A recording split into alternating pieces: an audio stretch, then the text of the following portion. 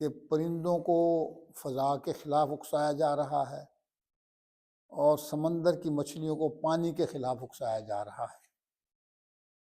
یہ مثال میں نے اس بنا پر دی تھی کہ جن چیزوں پر زندگی کا مدار ہے، جدیت نام ہے انسان کو انہی چیزوں سے لڑوانے کا۔ چنانچہ انسان اور اخلاق لازم و ملزوم ہے۔ ہیں جی، ہم نے انسان کی جو 5 کوالٹیز پڑھی تھی پچھلی مرتبہ اپنا اس میں مڈ میں، اس میں یہی ڈسکس کیا تھا۔ اس میں انسان کی ایک کوالٹی یہ ہے کہ وہ کیا ہے، اپنا اخلاقی مخلوق ہے۔ اخلاقیات کے تصورات صرف انسانی دنیا میں پائے جاتے ہیں، نہ فرشتوں کی دنیا میں، نہ جنات کی دنیا میں، نہ کسی اور دنیا میں۔ ٹھیک ہے، جزوی اخلاقیات کی اور بات ہے، مطلب ہے کہ لیکن اصولی طور پر اخلاقیات جو ہے جسے ہم انسانیت بھی کہتے ہیں یہ ہے۔ ٹھیک ہے نا؟ تو اور پھر اس میں یہ ڈسکس کیا تھا کہ جدیدیت کا بنیادی نقطہ نظر یہ ہے کہ عوام ان کا نقطہ نظر یہ ہے کہ انسان جب پیدا ہوتا ہے تو بچپن سے لے کر آگے تک چلتے چلتے انسان معاشرے سے سیکھتا ہے، معاشرہ اسے سکھاتا ہے، وہ لوگوں کو باتیں کرتے دیکھتا ہے، باتیں کرنا سیکھتا ہے، بیٹھنا دیکھتا ہے تو بیٹھنا سیکھتا ہے، ہیں جی، چلنا پھرنا دیکھتا ہے تو چلنا پھرنا سیکھتا ہے۔ تو مطلب ہے کہ بچے کی تربیت جو ہے وہ دراصل معاشرہ کرتا ہے۔ ٹھیک ہے نہیں؟ تو اب جدیدیت کا مطلب یہ ہے کہ جو معاشرہ، انسانی معاشرہ جو کچھ کر رہا ہے وہ فائنل اتھارٹی ہے اور اس کو فالو کیا جانا چاہیے، اس لیے کہ انسان پیدا فالو ہی اس کو کرتا ہے۔ یہ ہے جدیدیت اپنا، اور یہ خالصتاً ایک امریکن ٹرم ہے، اور اس میں بھی انہوں نے شرط یہ لگائی ہے کہ امریکی معاشرے کی اپنے روایات کو قبول کیا جائے۔ یہ ہے اصل جدیدیت کا تصور۔ ٹھیک ہے نا جی؟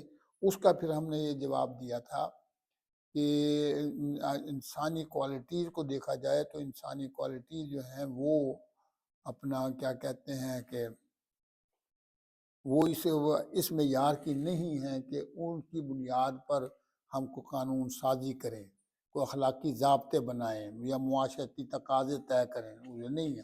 اس میں پھر ہم نے ڈسکس کیا تھا کہ مثال کے طور پر عقل کو ہی لے لیں تو عقل کی ہم نے خامیاں ڈسکس کی تھی۔ عقل کی ایک خامی یہ ڈسکس کی تھی کہ عقل حواس کی محتاج ہے۔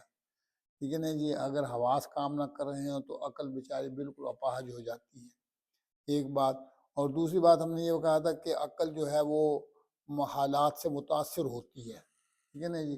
یہی وجہ ہے کہ کسی بھی عقل کا کوئی بھی فیصلہ دائمی نہیں ہوتا۔ ٹھیک، اس کی وجہ کہ عقل حالات سے سیکھتی ہے، جس کو ہم نے استقراء کا نام دیا تھا کہ عقل کی تربیت جو ہے وہ استقرائی بنیادوں پر ہوتی ہے۔ اور استقراء یہ ہے کہ اپنا انسانی معاشرے میں جو کچھ ہو رہا ہوتا ہے عقل دیکھ کر اس کو قبول کرتی ہے۔ اس کو استقراء بھی کہتے ہیں، اس کو مسلمات بھی کہتے ہیں کہ یہ مسلمات عقل جو ہے معاشرے سیکھتی ہے اور ان کو فائنل اتھارٹی کے طور پر قبول کرتی ہے اور انہی پر مزید فیصلے کرتی ہے۔ ٹھیک ہے نا جی؟ تو یہ دو باتیں۔ تیسری بات ہم نے یہ ڈسکس کی تھی کہ عقل نے مطلب ہے کہ خود غرضی کا رجحان پایا جاتا ہے۔ ٹھیک ہے نا جی؟ تو عقل میں جو اخلاقی صفات جو ہیں وہ عقل جلدی سے قبول نہیں کرتی جب تک کہ اس کو قبول کرنے پر مجبور نہ کیا جائے۔ اور وہ مجبوری کیا ہوتی ہے؟ وہ مذہب ہوتا ہے۔ مذہب بتاتا ہے کہ یہ ایثار ہے، یہ دوسروں کا دکھ بانٹنا ہے، تو یہ چیزیں تم جو ہے اپناؤ گی تو آخرت میں تمہارے درجے بلند ہوں گے، تب جا کر وہ قبول کرتے ہیں، ورنہ عقل اپنے مفادات کا تحفظ کرتی ہے۔ اور چوتھی چیز ہم نے یہ ڈسکس کی تھی کہ عقل جو ہے وہ اپنا یہ ہے کہ وہ یونانی فلسفے کے زیر سایہ عقل جو ہے وہ اپنا کیا کہتے ہیں کہ تشکیک کا دروازہ کھولتی ہے اور پھر اس کو بند بھی نہیں کرتی۔ تو ان بنا پر عقل جو ہے وہ اس کا نام کیا کہتے ہیں کہ وہ اتھارٹی نہیں بن سکتی۔ ٹھیک ہے نا جی؟ نفس کے بارے میں بھی ڈسکس کیا تھا کہ جس کو ہم نفس کہتے ہیں یا شعور کہتے ہیں، جو بھی کہ نام دے دیں، وہ بھی اتھارٹی نہیں بن سکتا، اس لیے کہ اپنا جو اخلاقی ضابطے ہوتے ہیں وہ معاشرے کو سنوارنے کے لیے ہوتے ہیں، معاشرے سے اخذ نہیں کیے جاتے، وہ کہیں اور سپیریئر قوت سے اخذ کیے جاتے ہیں، ایسی سپیریئر قوت جو معاشرے کی گرفت سے باہر ہوتی ہے، اور معاشرے کی گرفت سے باہر یا نبوت ہوتی ہے یا اللہ جل شانہ ہوتے ہیں، ٹھیک ہے نا جی۔ اس بنا پر ہم نے اللہ جل شانہ اور نبوت کو یہ منصب دیا ہے کہ معاشرے کی اصلاح کے لیے جو کا طریقہ کار جو ہے وہ طے عقل کو ہم نے مطلب اس طرح انسانی معاشرے کی اگر ضرورت دیکھیں، اگر انسانی معاشرے کی کوئی ضرورتوں کو دیکھا جائے تو انسانی معاشرہ، انسان باوجود اس کے انسان کچھ خود غرض ہوتا ہے،